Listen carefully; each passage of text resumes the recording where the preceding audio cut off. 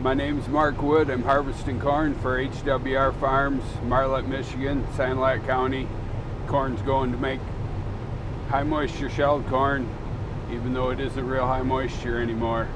We've been delayed for a while, like every other farmer in the state.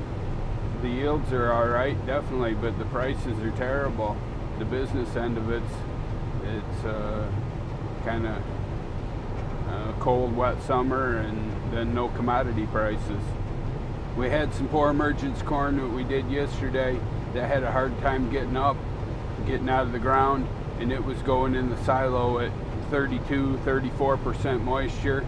And now this field that was more even, some of it's going to the elevator and some's going to the silo at 22% moisture.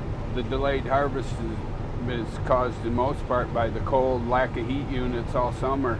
Had quite a bit of water and no heat units to mature the crop.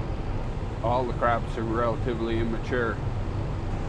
Soybeans are pretty well gone, and sugar beets are pretty well gone. I think about all that's left is the corn that guys don't want to dry because it's so wet.